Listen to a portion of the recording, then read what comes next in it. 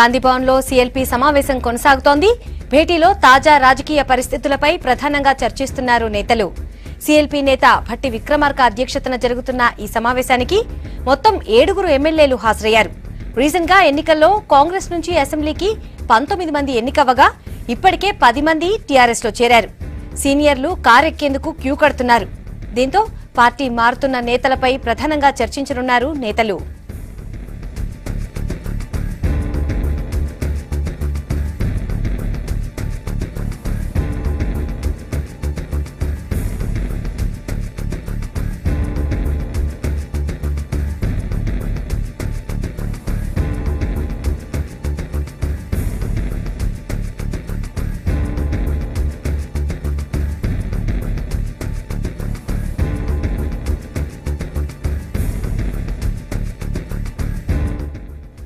మరోవైపు రీసెంట్ గా ఎమ్మెల్సీ ఎన్నికల్లో కాంగ్రెస్ విజయం, లోక్సభ ఎన్నికల్లో కూడా ఎక్కువ స్థానాలు గెలవటానికి అనుసరించాల్సిన వ్యూహాలపై ఈ సమావేశంలో చర్చించనున్నారు అధికారులు.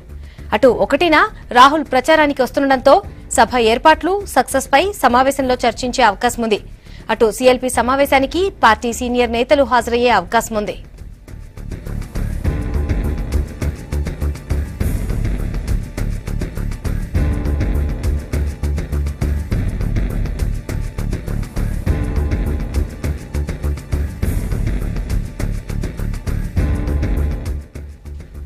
సీఎల్పీ భేటీకి సంబంధించిన పూర్తి డీటెయిల్స్ శివారెడ్డిని అడిగి తెలుసుకుందాం.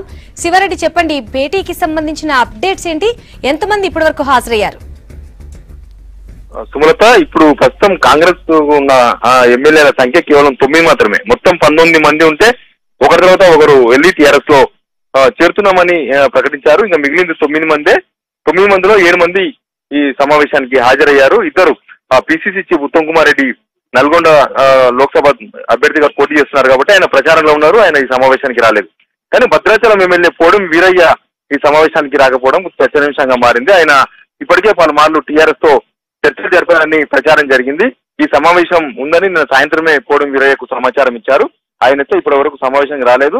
వస్తారని కాంగ్రెస్ పార్టీ నేతలందరూ కూడా చెప్తున్నారు. పోడం వీరయ్య అయితే ఇప్పటి వరకు వస్తున్నారు కానీ ఇక్కడ చెప్పలేదు. సమావేశం చివరి సమయం వరకు వస్తారని కాంగ్రెస్ నేతలు ఎదురు చూస్తున్నారు. మొత్తం ఇప్పటి వరకు హాజరైంది 7 మంది ఎమ్మెల్యేలు మాత్రమే. మెయిన్ గా ఒకరి తర్వాత ఒకరు కాంగ్రెస్ ఎమ్మెల్యేలంతా ఉన్నట్టే ఉండి ఒకసారి అవుతున్నారు. మధ్యాహ్నం వరకు కాంగ్రెస్ నేతలతో టచ్ లో ఉంటున్నారు. ఈవినింగ్ అయ్యేసరికి కేటీఆర్ తో కలిసి ఒక ఫోటో, ఒక ప్రెస్ నోటు విడుదల చేస్తున్నారు. ఆ ప్రెస్ నోట్లన్నీ కూడా ఒకే రకంగా ఉండడం పైన ఇప్పటికే కాంగ్రెస్ నేతలు అనుమానాలు వ్యక్తం చేస్తున్నారు. ఇవన్నీ కూడా ప్రగతి భవన్ నుంచి వస్తున్నాయని. మొత్తంగా అయితే ఈ ఎమ్మెల్యేలు ఎందుకు కాంగ్రెస్ పార్టీ వీడిపోతున్నారు, ప్రస్తుతం ఎందుకు వీళ్ళందరూ కూడా కాంగ్రెస్ ను వీడాల్సి వస్తుంది, కాంగ్రెస్ ఇంటర్నల్ పరిస్థితుల్లో లేదంటే వాళ్ళ వ్యక్తిగత కారణాల, ఇలాంటి అంశాల మీద చర్చించేందుకు ఈ సమావేశం అత్యవసరంగా సమావేశం ఏర్పాటు చేశారు సుమలత. ఇంకా మెయిన్ గా ఈ ఎమ్మెల్యేలు పార్టీ మారకం పైన ఏ విధంగా ప్రూఫ్స్ సేకరించాలి, కోర్టుకు వెళ్లాలన్న అంశం పైన కాంగ్రెస్ నేతలు చాలా బిజీగా ఉన్నారు. కేవలం ప్రెస్ నోట్స్ ఆధారంగానే కోర్టుకు వెళ్లి పార్టీ ఫిరాయింపుల మీద కేసు వేద్దామంటే అవి ఎక్కడో లెటర్ హెడ్స్ మీద, ఎమ్మెల్యేల లెటర్ హెడ్స్ మీద కానీ కనీసం టీఆర్ఎస్ కు సంబంధించిన ఎలాంటి స్టాంప్స్ కానీ ఏమీ లేవు. కాబట్టి ఆ ఎమ్మెల్యేలు పార్టీ మారుతున్నట్లుగా కోర్టులో ఇప్పుడు ఈ ప్రెస్ నోట్లు ప్రూఫ్లుగా ఇవ్వలేం. కాబట్టి ఇప్పుడు కోర్టుకు వెళ్లాలంటే ఏమేం ప్రూఫ్స్ సేకరించాల్సి ఉంటుంది, వీళ్ళ మీద పార్టీ ఫిరాయింపుల కింద చర్యలు తీసుకునే విధంగా కోర్టుకు వెళ్లాలన్న చర్చ నడుస్తుంది. ఇప్పటికే న్యాయ నిపుణులతో చర్చిస్తూ ఉన్నారు. ఇదే కాదు, పార్టీకి సెకండ్ క్యాడర్, పార్టీలో ఉన్న సెకండ్ క్యాడర్ కానీ కింది స్థాయి క్యాడరు, మొన్న ఎలక్షన్స్ లో పోటీ చేసి ఓడిపోయిన వాళ్ళు, మాజీ ఎమ్మెల్యేలు చాలా మంది ఇప్పటికే టీఆర్ఎస్ లో చేరారు. షాద్నగర్ మాజీ ఎమ్మెల్యే ప్రతాప్ రెడ్డి 2009లో కాంగ్రెస్ నుంచి ఎమ్మెల్యేగా పోటీ చేసి గెలిచారు. మొన్న ఎలక్షన్స్ లో 2014లో, 2018లో పోటీ చేసి ఓడిపోయారు.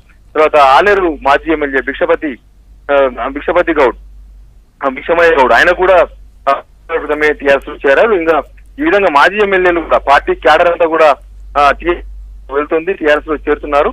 ఈ అన్నింటినీ ఏ విధంగా అడ్డుకట్ట వేయాలి, సమస్య ఎక్కడ ఉంది, పార్టీలో సమస్య ఉందా, లీడర్లో సమస్య ఉందా, ఇలాంటి అన్ని అంశాల మీద చర్చిస్తున్నారు. దీనిలో తెలంగాణ కాంగ్రెస్ ఇన్ఛార్జి కుంతియా కూడా ఉన్నారు సుమలత. ఆయన కూడా హైకమాండ్ కు ఆదేశాల మేరకు సమావేశం ఏర్పాటు చేసినట్టుగా చెప్తూ ఉన్నారు. త్వరలోనే సీఎల్పీ నేత భట్టి విక్రమార్క రాష్ట్ర వ్యాప్తంగా పర్యటన చేయబోతున్నారు ప్రజాస్వామ్య పరిరక్షణ యాత్ర పేరుతో.